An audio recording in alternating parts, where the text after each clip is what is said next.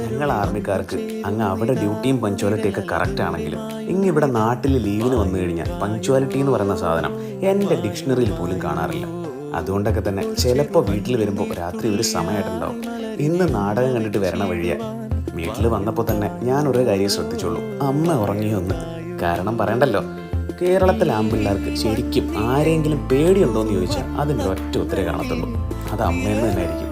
ആ പേടിയും സ്നേഹത്തിൽ നിന്നുള്ള പേടിയാണേ. ലേറ്റ് ആവുമെന്ന് ഉറപ്പുള്ളതുകൊണ്ട് തന്നെ അച്ഛനോട് ഞാൻ നേരത്തെ പറഞ്ഞിരുന്നു, എനിക്ക് ദോശ ചുട്ട് വെക്കണ്ട, ഞാൻ ഇപ്പം വെളുപ്പാങ്കാലം ആയാലും വന്നിട്ട് ചൂടോടെ ചുട്ട് കഴിച്ചോളാം. അങ്ങനെ എന്നെ തിരക്കി രണ്ടുപേരും ഉറങ്ങാതെ കാത്തിരിക്കുമായിരുന്നു. ഞാൻ വിചാരിച്ച് ഉറങ്ങിക്കാണുമെന്ന്. അധികം ശബ്ദമൊന്നും ഉണ്ടാക്കി അമ്മുമ്മയെ ഉണർത്തല്ലേ എന്ന് നിലുവിനോടൊരു പ്രത്യേക അഭ്യർത്ഥിച്ചിട്ട് ഞങ്ങൾ രണ്ടുപേരുടെ പണി തുടങ്ങി. വന്നപ്പം മുതൽ എല്ലാത്തിനും സാക്ഷിയായിട്ട് അച്ചു കൂടെ തന്നെയുണ്ട്.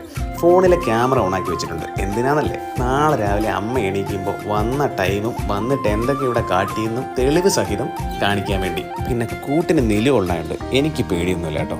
നിലുവിനിഷ്ടം തട്ടുദോശ, ചെറിയ ദോശ. അതുകൊണ്ട് ആ ദോശ ഉണ്ടാക്കി കഴിച്ചിട്ടാണ് കിടന്നത്. അപ്പോൾ നമ്മൾ വീണ്ടും കാണണം.